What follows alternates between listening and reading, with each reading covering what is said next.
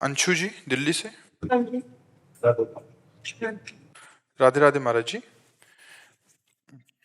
महाराज जी, अगर मनुष्य जन्म 84 लाख योनि के बाद मिलता है तो हमारे इतने कर्म कैसे बन जाते हैं जिसके आधार पर मनुष्य शरीर का निर्माण होता है? पहली बार मनुष्य थोड़ी बने हैं, असंख्यों बार बन चुके हैं।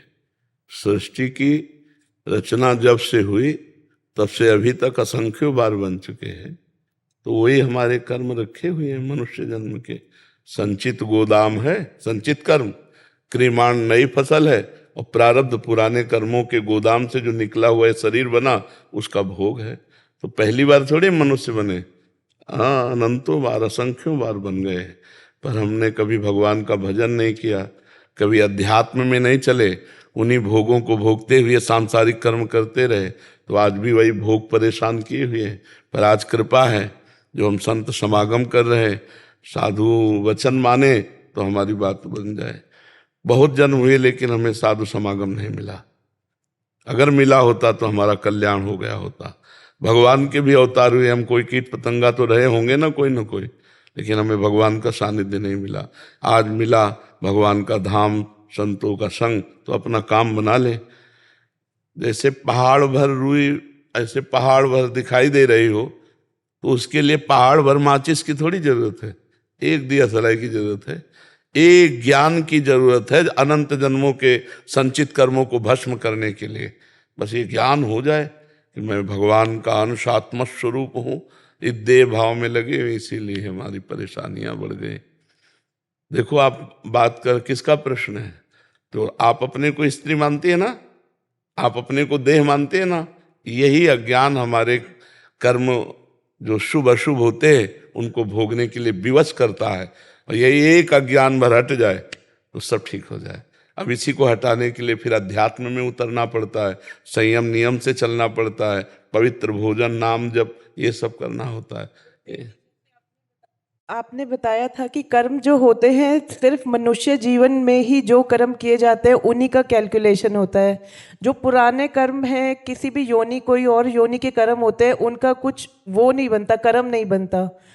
तो इतने सारे कर्म उसके बावजूद भी बन जाते हैं जब इंसान का शरीर। आप सोचो अभी आपकी आयु कितनी है?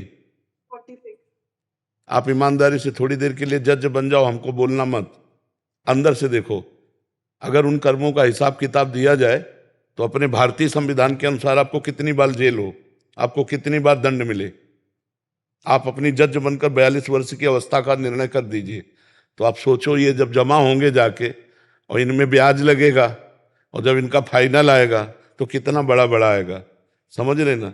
तो अब कई ऐसे पाप हैं कि आप अगर जज बने और हम आपको बताते जाएं तो आप कहोगे कि हाँ, इसका दंड होना चाहिए, ये गलती हुई है। लेकिन मेरे प्रभु ने अभी तक कोई दंड नहीं दिया। ये जो कर्म इस जन्म के हैं, ये जा रहे हैं पिछले गोदाम में जमा होने। ऐसे ही हमारा बार बार जन्म हुआ है और हमने बार बार गलतियां की हैं, और वो सब स्टॉक जमा है। भीष्म जी ने कहा कि 100 जन्म तक मैं देखता हूं कोई पाप नहीं, कि 6 महीने से मैं बाणों की सैया में। भगवान ने कहा और आगे बढ़ो, और आगे बढ़ो। राजा थे आप, सांप को उठा करके कटीली झाड़ी में डाल दिया, 6 दिन तक तड़प के मरा, तो 6 महीने बाणों की सैया मिली। आप समझ रहे? एक गलती का 20 साल की वो कैद और 2 लाख जुर्माना। ऐसे होता है कि नहीं होता? बोले इतना कैद और इतना जुर्माना, और बेचारा कैद में भी रहेगा और जुर्माना भी देना पड़ेगा। ऐसे ही ये जुर्माना में भोग रहे हो मनुष्य शरीर में, असली कैद तो नरक में भोगने को मिलेगी। असली जो फल मिलता है शुभ का, वो तो स्वर्ग में मिलता है। ये तो बाद का है बचा हुआ शुभ और अशुभ। तो एक गलती का पूरा जीवन बर्बाद हो जाता है, और ऐसी हजारों गलतियां हमसे हो गई। और जैसे आप बताते हो कि ये जो मनुष्य जीवन चल रहा है ये सपना चल रहा है, जैसे हम सपने में कुछ भी कर्म करते हैं उनका कर्म नहीं बनता, और ये भी अगर जो सपना ही चल रहा है। तो अगर यही असली ज्ञान हो जाए तो आपसे कहा नहीं कि जैसे ये पहाड़ भर रुई है, एक दिया सराय में जल जाएगा। तो आपको अगर असलियत में ज्ञान हो जाए कि ये शरीर भी सपना है, जगत भी सपना है, सत्य तो केवल मैं सच्चिदानंद हूं, तो सच्चिदानंद हो ऐसा कभी स्वप्न में भी नहीं आया आपके अंदर। सदैव यही आया मैं स्त्री हूं, नहीं संभाला अपने को। तो ये स्वप्न में अभी चल रही हो, तो फिर स्वप्न में अगर पिटाई हो रही तो बिना जागे वो डंडा लगता है, वो दर्द होता है, नहीं होता? स्वप्न का आदमी अगर पिट रहा हो तो वो जग जाए तो बच जाए। तो भैया ये लंबा स्वप्न है, इसमें फांसी भी होगी, गोली भी मारी जाएगी, लगेगी, पर जब जगोगे तो नहीं लगेगी, क्योंकि आत्मस्वरूप में नैनम छिन्दन्ति शस्त्राणि नैनम दहति पावका न चैनम क्लेदयन्त्यापो न शोष्यति मारुता। सच्चा ज्ञान जब तक नहीं उत्पन्न होगा तो इस स्वप्न में हमको पिटाई भी होगी और सुख भी मिलेगा। दोनों चीजें हैं, सुख और दुख का खेल चल रहा है, तेज चल रहा है। अच्छा बताओ ना, आप पहले स्त्री थी और न बाद में स्त्री रहेंगी, ये बीच में मिला है, आप इसको कहाँ मान रहे हैं?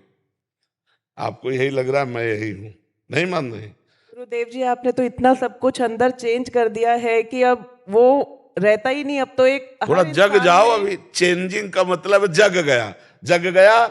जे ही जाने जग जाए हेराई, जागे जथा स्वपन भ्रम जाई। जिस परमात्मा तत्व के जान लेने के बाद ये संसार खो जाता है, एकमात्र परमात्मा दिखाई देता है। इन सब मंदिरों में परमात्मा बैठा हुआ है। जब ऐसा अनुभव होने लगेगा ना, तब पता चलेगा कि मोह निद्रा से अब हमारे नेत्र खुल रहे, और जहां जगे तो जो वो है वही तुम हो। खत्म खेल, खत्म, जीवन मुक्त हो गया। अब ये बात में तो खत्म हो गया, लेकिन अनुभूति होना, जब भूख लगती है प्राणों को, तब ये ध्यान नहीं रहता कि प्राणों का धर्म भूख है, मेरा नहीं। जब अलग अलग इंद्रियां अपना अपना वेग धारण करती हैं, तो वही ज्ञानी है जो उस वेग को सहकर शांत होकर, नहीं मैं कोई स्त्री पुरुष नहीं, मैं सच्चिदानंद परमात्मा हूं, इसी में स्थित, तब वो आगे बढ़ पाता है। अब देखो कितना कठिन है। एक व्यसन, एक आदत, एक आकर्षण बलात् गिरा के आपसे वही क्रिया करवा देगी। आप देखो सब बैठे हो, एक चाहत नहीं रोक सकते। एक चाहत के लिए पूरी जेल भरी है, अपनी अपनी चाहतों की पूर्ति के लिए ये जेल भरा है, नर्क भरा है, और रोग ग्रसित होता है। इनको मिटा दे वही महात्मा है। बहुत कठिन है पर सरल भी है। सरल उसके लिए है जिसे गाइड मिल गया। नहीं, भूल भुलैया में सब फंस जाए, लेकिन गाइड वाला वो नहीं फंसेगा, वो इशारा करेगा इधर चलो। तो गाइड कौन है? सदगुरु। उनकी आज्ञा पे चल दो तो माया मुक्त हो जाओ। और सदगुरु की आज्ञा पे चलना बहुत कठिन है। मन की आज्ञा पे चलना तो हो सकता है, सभी चल रहे, सदगुरु की आज्ञा पर मन मार के चला जाता है, ये बहुत कठिन बात है। हजारों को लाखों को चेला बनाया जा रहा है, लेकिन मन को चेला बना ले वही सच्चा गुरु। अपने मन को चेला बना ले वही सच्चा गुरु। तुमसे कोई पूछे कि आप बताओ संसार से कल्याण कैसे होगा, 1 मिनट में बता दोगे आप? नहीं बता दोगे। इतना तो सबको ख्याल है, राम नाम सत्य है, सत्य बोले मुक्त है। ये तो मुर्दा के साथ गाया जाता है, नहीं गाया जाता? तो राम नाम सत्य है और सत्य बोलो तो मुक्त है। परम सत्य भगवान का नाम है, जपो अभी मुक्त हो जाओगे। सबको पता है संसार झूठा है, सबको पता है मरना है, सबको पता है कुछ साथ नहीं जाना, पर देखो ना सब इसी में हाय हाय लगे। तो ज्ञान तो सबको, पर ज्ञान का प्रयोग नहीं है, वो प्रयोग होगा भजन से। जपो राधा राधा राधा राधा राधा, अभी मंगल होना शुरू हो जाएगा। जितना नाम जप करोगे उतना ही मंगल होगा, उतना ही शुद्ध ज्ञान, पवित्र बुद्धि, उतना ही विपत्तियों का नाश, हरि स्मृति सर्व विपद विमोक्षणम, महामंगल हो जाएगा। ज्ञान तो सबको, प्रयोग कर ले।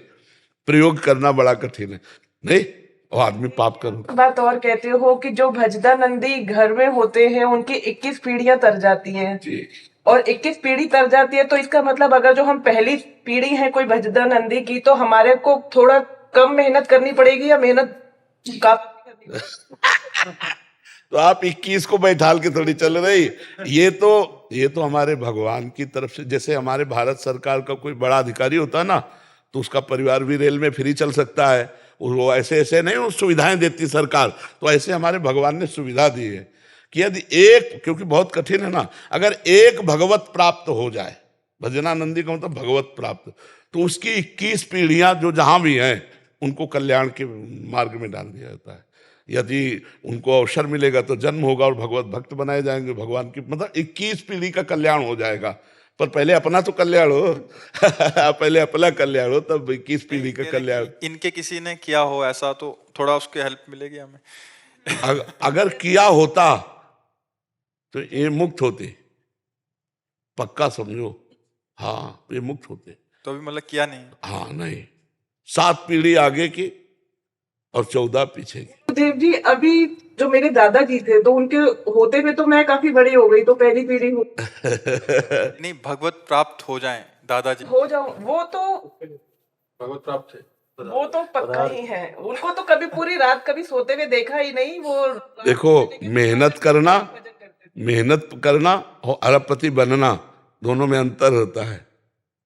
मेहनत तो कोई कोई बहुत करता है, पर सीधे सब्जी भी नहीं मिलती और चटनी रोटी खा के गुजारता है, और कोई कोई कम मेहनत करता है और अरबपति हो जाता है। नहीं, अगर सिद्ध भगवत प्राप्त महापुरुष का सानिध्य मिल गया और आंतरिक भजन पद्धति पता चल गई और देहाभिमान गलित होकर जीते जी मुक्त हो गया, वो है भगवत प्राप्त। भगवत प्राप्त मरने के बाद थोड़ी होता है, भगवत प्राप्त तो जीते जी होता है, भगवान में स्थित हो गया। अब ये स्थिति केवल भगवान जानते हैं, इसको बाहर से प्रदर्शित नहीं किया जा सकता, प्रमाणित नहीं किया जा सकता। तो अगर भगवान की कृपा से किसी के कुल में ऐसा भक्त पैदा हो जाए जो भगवत प्राप्त हो, तो 21 पीढ़ियां तर जाती हैं पक्का।